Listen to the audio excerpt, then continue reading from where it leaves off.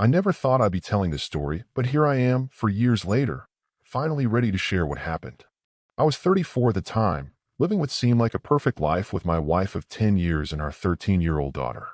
We had a beautiful house in the suburbs, good jobs, and what I thought was a solid group of friends. My closest friends were Ryan and James, who I'd known since college. Ryan was married to Sophie, and James had recently gotten divorced. Over the years, our spouses had become close friends too, and we'd made it a tradition to take a week-long vacation together every summer. Everything changed when I injured my back 3 days before our planned trip.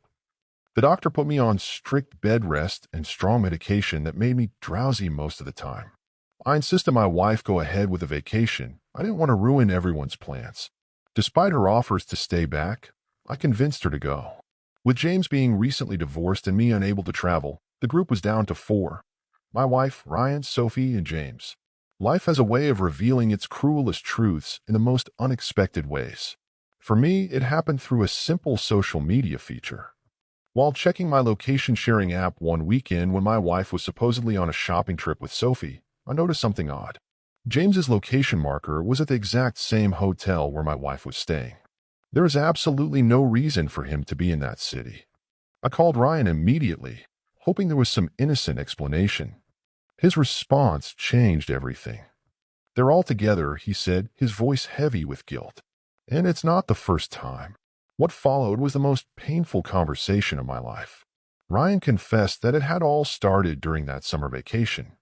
He told me how the first couple days were normal, but things changed after a group dinner where everyone had been drinking. My wife and James had grown closer throughout the day, and that night, when Ryan and Sophie went to their room, they left the other two alone. What Ryan revealed next made me physically ill. Sophie had apparently been pushing for an open relationship for months, and when she discovered my wife and James together that night, she saw it as an opportunity. Instead of stopping it, she encouraged it. She convinced my wife that since they were on vacation, it could be their secret escape from reality. The betrayal cut deeper when I learned that Ryan and Sophie had not only covered for them, but had also participated in partner swapping during the trip. My wife, who had been calling me twice daily to check on me, sending normal vacation photos, and acting completely natural, had been living a different life behind my back. I was struggling to process this information when Ryan dropped another bombshell. He had evidence, messages, photos, and even recordings. He had been collecting everything as ammunition for his own eventual divorce from Sophie, as their marriage had been troubled for some time. The following days were a blur of anger, pain, and disbelief. My wife's behavior after returning from that vacation suddenly made sense. She had been extra attentive and loving, what I now know is called love bombing, trying to compensate for her guilt. When I confronted her about it, she couldn't deny anything. The evidence was too overwhelming. She broke down and tried to explain herself, saying she got caught up in the moment, felt free from responsibilities for once, and let herself get carried away. She claimed our marriage wasn't bad, she just wanted excitement. And once she crossed that line, it became easier to justify continuing. The hardest part was maintaining normalcy around our daughter while my world was crumbling. I didn't want her to see how broken everything had become, but I knew I couldn't just forgive and forget. The trust was shattered, and every happy memory we had was now tainted with doubt. What happened next would test my character in ways I never expected, and looking back, I'm not proud of all my choices. But that's what betrayal does to a person. It changes you in ways you never thought possible. My wife begged for a chance to save our marriage. She proposed a 1-week trial period before filing for divorce, promising complete transparency, access to all her devices, marriage counseling, individual therapy, and cutting off contact with Sophie. I agreed, mostly because I was too exhausted to argue, but I knew in my heart I was just going through the motions. During that week, she tried everything to win me back. She was constantly attentive, caring, and tried to initiate intimacy, but I couldn't bring myself to respond. The thought of her with James kept replaying in my mind. By Thursday, I told her my decision hadn't changed. I would file for divorce on Monday. That's when she made a surprising proposition. She suggested that to balance things out, I should get some freedom too. She offered me 10 opportunities to be with other women, no questions asked, plus she'd arrange a night with another woman joining us. I should have walked away right then, but something dark inside me saw an opportunity for revenge. I agreed to her proposal, giving her a deadline to arrange everything by the end of January, thinking she'd never manage it. To my surprise, she found someone within weeks, a young woman named Anna from her gym.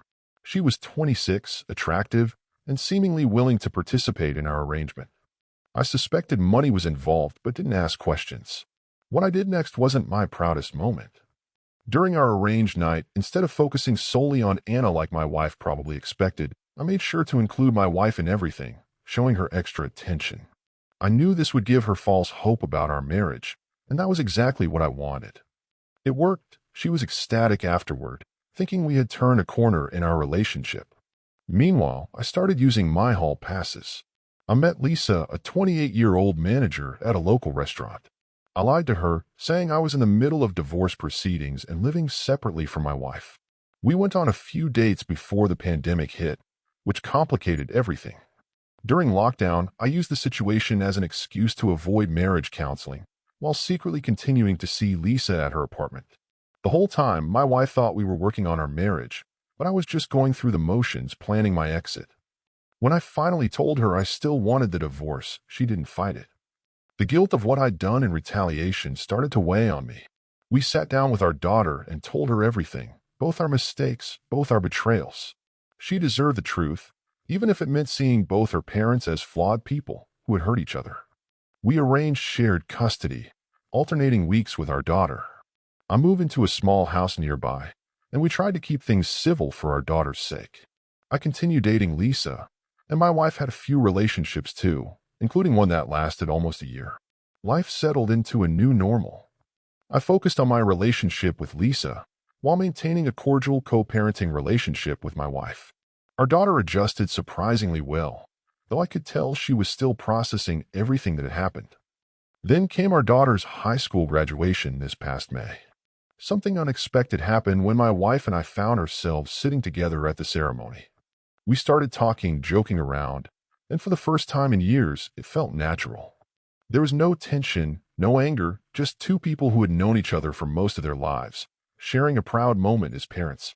That day would end up changing everything, but not in the way anyone could have predicted. A week after the graduation, I couldn't stop thinking about how comfortable it felt being around my ex-wife again. After much internal debate, I called and asked her out. Her response surprised me. She said no, unless we agreed to go to marriage counseling first. After a moment's hesitation, I agreed. We had our first counseling session on a Thursday and went on our second first date the following night. We chose a counselor who specialized in non-traditional relationships, as we both recognized we wanted something different this time around. The irony wasn't lost on me. The very thing that had torn us apart might now be the foundation for our new relationship, but this time with honesty and mutual agreement. As for the others involved in our original story, Ryan divorced Sophie and moved several states away for work. Sophie and James tried dating for a while after her divorce, but it didn't last. According to what my wife heard, they realized they had nothing in common beyond physical attraction. Sophie ended up marrying Ryan's new boss of all people, which prevented Ryan from getting another transfer he wanted. Sometimes life has a weird way of delivering justice. James is still single and living in the area. I still can't stand him, and that probably won't ever change. Lisa and I ended our relationship in January when it became clear we wanted different things. She wanted marriage and kids, while I wasn't ready for either after everything I'd been through. It's been 6 months since my wife and I started counseling and dating again. We're talking about me moving back into our family home. Our daughter, now in her first year of college, thinks it's weird that we're getting back together. When she came home for break last week, she told us she wasn't sure whether to be happy or worried about our reconciliation, but made it very clear she doesn't want to know any details about our personal life. Looking back at the last 4 years, I can see how we both made mistakes. My wife's initial betrayal was wrong, but my revenge wasn't any better. We hurt each other in ways we never thought possible, but somehow through all of that pain, we found our way back to each other. We're not the same people we were before all this happened. The innocent trust we once had is gone, replaced by something more mature, a relationship built on complete honesty and understanding of each other's flaws. We're not trying to recreate our old marriage, but building something new that acknowledges our past while looking toward our future. I don't know if this is our happy ending yet. We're still in counseling, still working through our issues, and still learning how to trust each other again. But for the first time in years, I'm hopeful about our future together.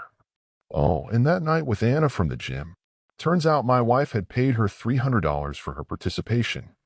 We laugh about it now, but it's a reminder of how desperate we both were back then, me for revenge, her to save our marriage. We've learned that relationships can't be fixed with schemes or revenge. They need honesty, communication, and genuine commitment to change. As we head into the new year, we're taking things one day at a time. Our daughter is adapting to the idea of her parents being together again. Our friends and family have mixed reactions, but we're focused on doing what feels right for us this time around.